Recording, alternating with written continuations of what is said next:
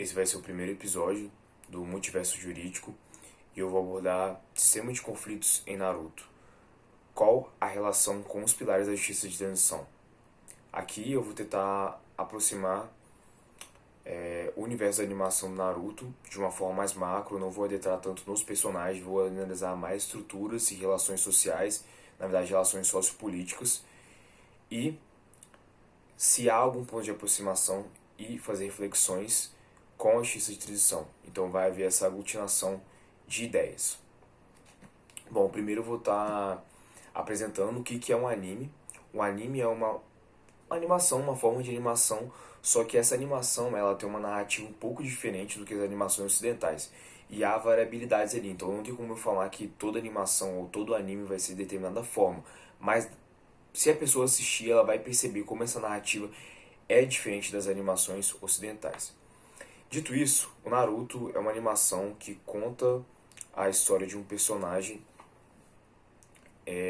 de um garoto na verdade, e é dividido em dois momentos. Você tem o Naruto clássico e o Naruto Shippuden. O Naruto clássico conta a história quando o Naruto tem por volta de 9 a 13 anos, e o Naruto Shippuden é quando ele é um pouco mais velho, por volta de 16 anos, se não me engano, ou 15 anos. E nesses dois momentos foram lançados entre 2002 a 2017. Depois você tem um spin-off do Boruto, que conta a história do filho do Naruto. Só que pra gente o que importa aqui é o enredo voltado para as batalhas ninjas que existem ali.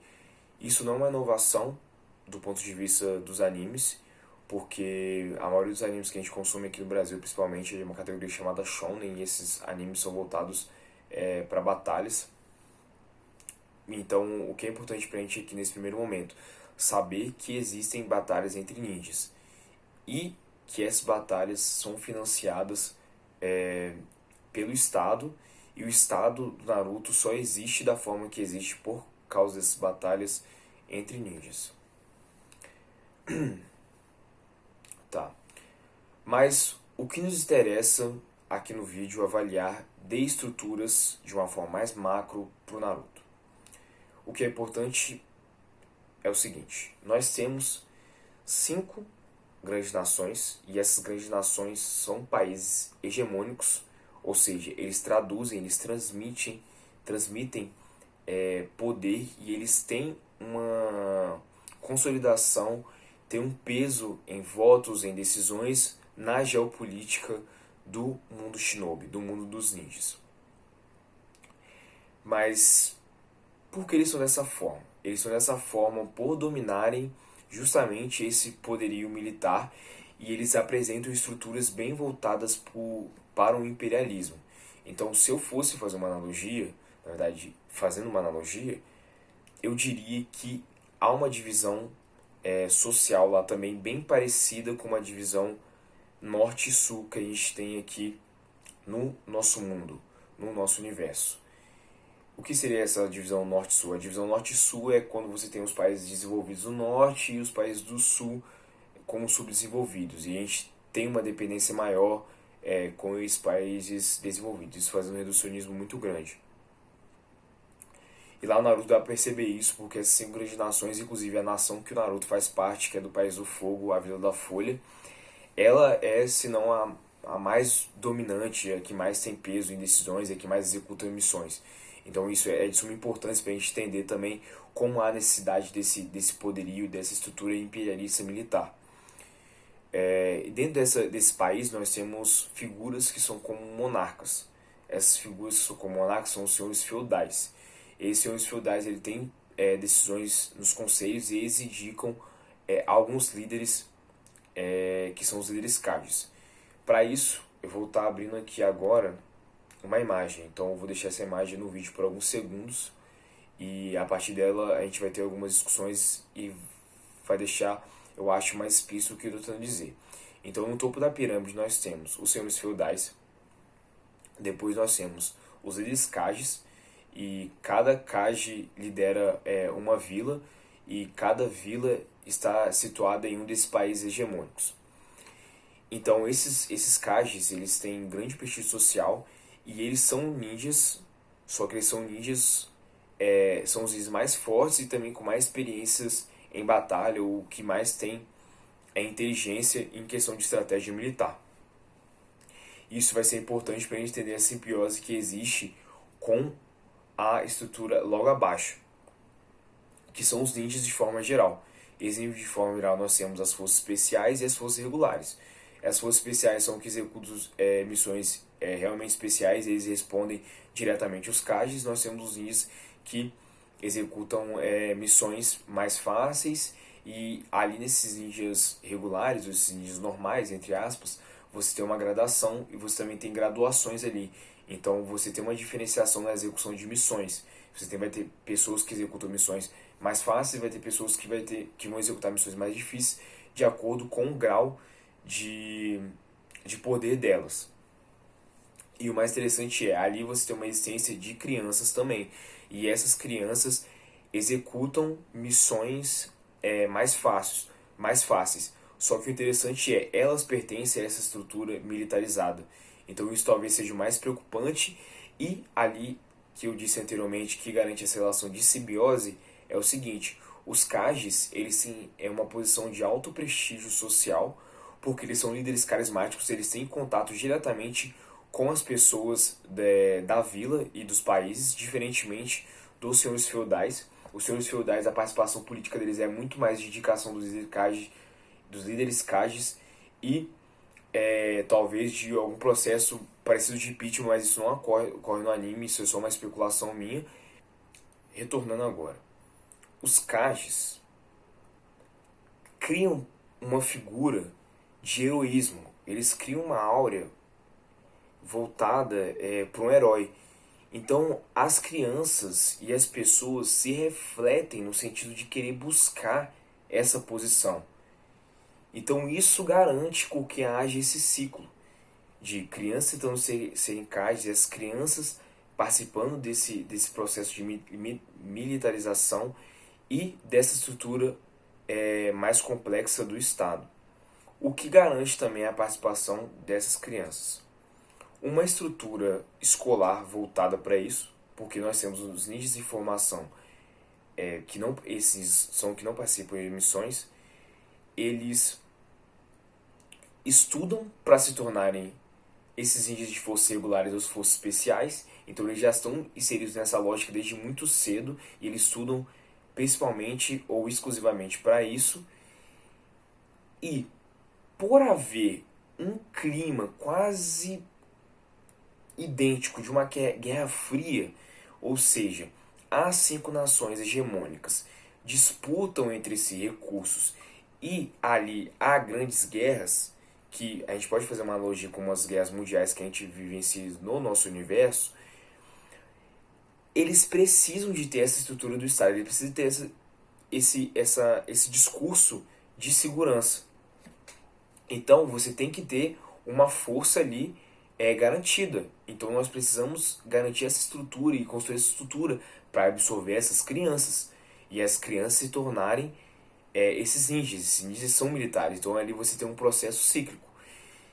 Então a soma de 2 fatores principais ali são discurso da segurança mais o prestígio social que essa figura de heroísmo criado resulta nessa imagem que eu tentei demonstrar aí, que se não me engano é na Segunda Grande Guerra.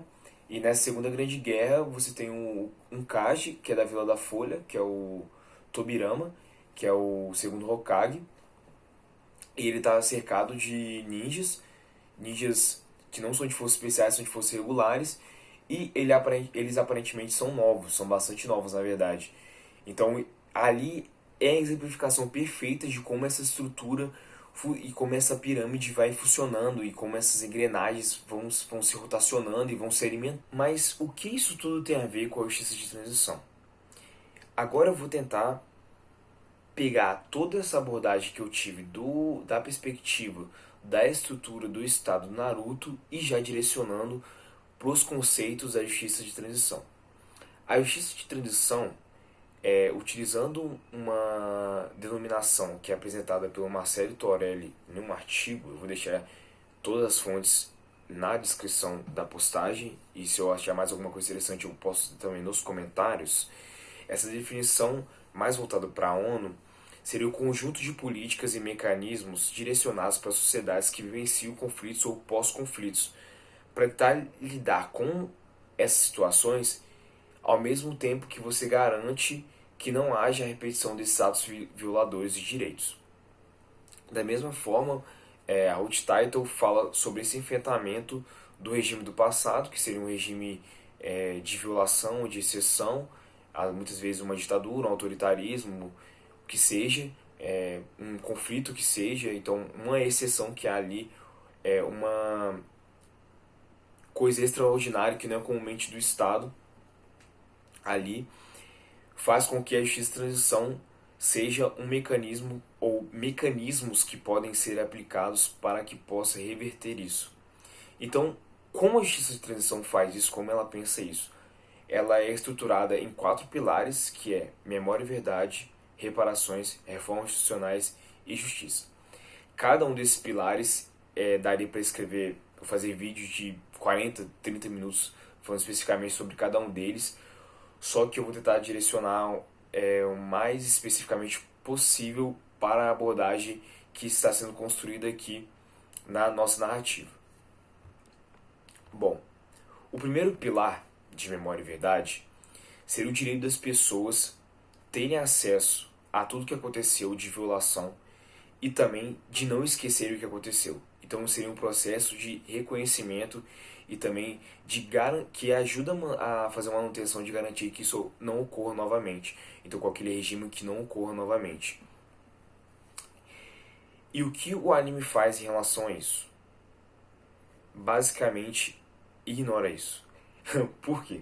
O primeiro ponto sempre no anime você vai ver verificações de processo de vingança, processo de descobertas e de segredos que são mantidos pela figura da liderança, que são os Kages. Os Kages têm muitos segredos e a população não sabe de quase nada. E o mais preocupante, quando eu falo população, eu não falo população civil, a sociedade civil, estou falando dos ninjas que pertencem a esse aparato de militares. E esse ciclo de violência se repete, porque no todo o contexto da animação, nós temos 4 grandes guerras. E os espaços entre as grandes guerras, são, pelo menos entre as 3 primeiras guerras, são bastante pequenos. E o mais interessante que também se você pegar qualquer personagem da animação, de qualquer geração, eles vão ter vivenciado uma guerra ou eles vão ter participado de alguma guerra.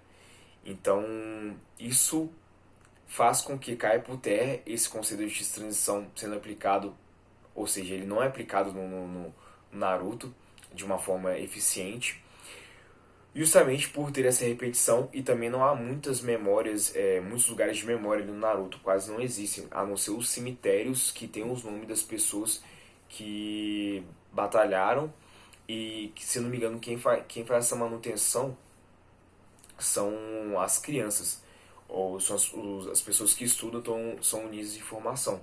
Então isso é um pouco preocupante também, não sei se seria tão direcionado para a memória, na concepção de justiça de transição, porque ali você pode construir uma narrativa heróica e acabar fazendo com que essas pessoas repitam o que foi feito nesses regimes de guerra ou de conflitos. O segundo pilar de reparações talvez seja o mais complexo de ser explicado, porque as reparações são de diversas formas. Elas são individuais, coletivas, simbólicas, pecuniárias, materiais e imateriais. Então elas têm vários destrinchamentos. E o que a gente visualiza no Naruto em relação a reparações é de quase nulidade. Não há reparações no Naruto. No máximo que são feitos são esses monumentos de memória, que seria uma forma de reparação coletiva, e que são muito poucos, na verdade são cemitérios. E na verdade eu só vejo isso, e é aquela crítica que eu fiz em relação à memória, de você ter uma concepção que pode configurar essa narrativa como romântica, no sentido de uma romantização que faz com que as crianças se insiram nesse contexto e acabam repetindo os regimes ou os estados de guerra, os estados de exceção, Então, isso é reafirmado mais uma vez pelas 4 grandes guerras que ocorrem ao decorrer do Naruto. Só uma observação que talvez interessante, esse contexto de reparação de memória, ele é muito mais trabalhado no sentido de o contexto político e a estrutura do Estado é muito mais voltada para uma real aplicação de justiça de transição em Boruto. Só que isso eu não vou falar aqui nesse vídeo. Reformas institucionais. As reformas institucionais seriam reformas de legislações, políticas, formas que as instituições se portam no Estado, ou instituições que existiam no Estado e que passam por reformas que garantam que não haja a violação e nem que haja perpetuação dessas violências, desses regimes de conflitos. No Naruto, novamente, a gente não consegue visualizar isso porque, primeiro, é muito difícil ver como que é a estrutura de legislativo do Naruto. Eu não consigo visualizar tão bem.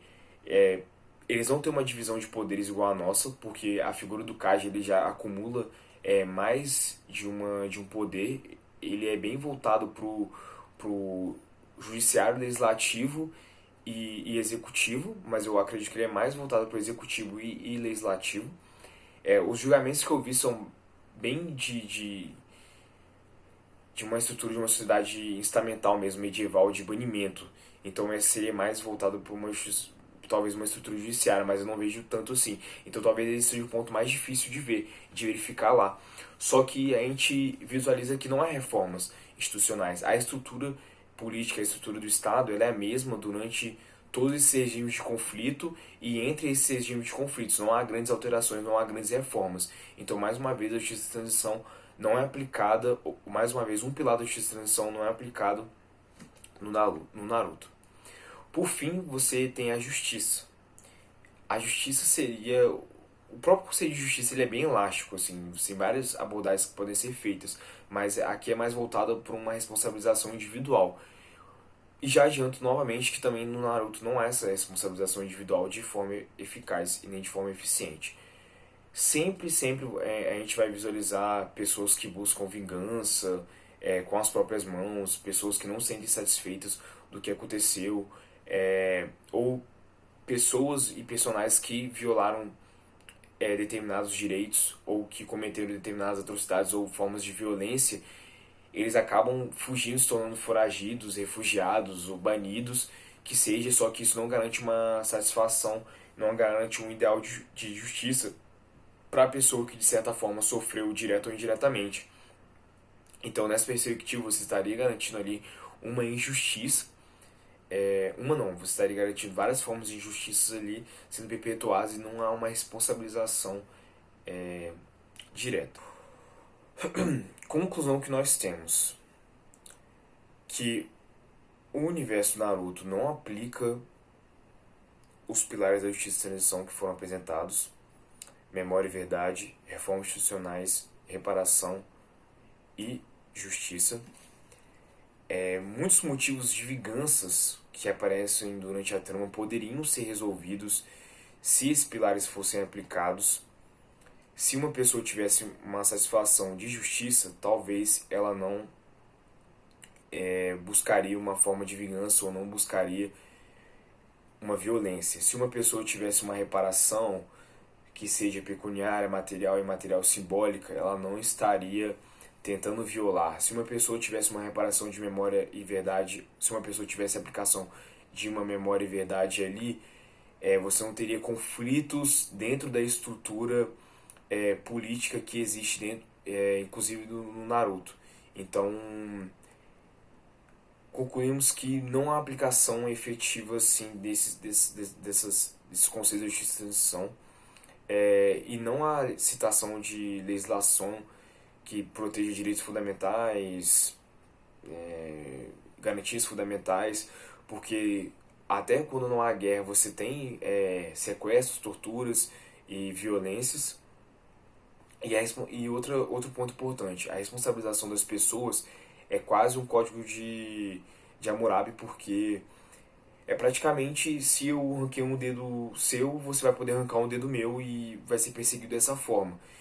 Então, Isso tudo leva a culminar na conclusão que a justiça de transição poderia ser um solucionador que não existissem as grandes guerras do Naruto. Talvez seria um solucionador que a gente não tivesse uma trama tão interessante do Naruto assim.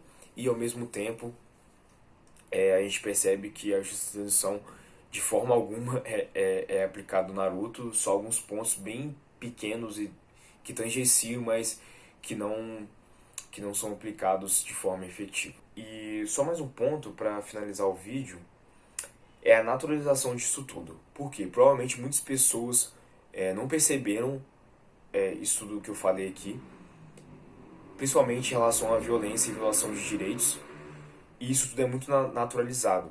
E se é naturalizado pra gente, imagine se você estivesse naquele contexto vivenciando aquilo. Na verdade, a trama já tenta te puxar um pouco, e a gente pode pensar que você já vivencia, de certa forma, esse contexto.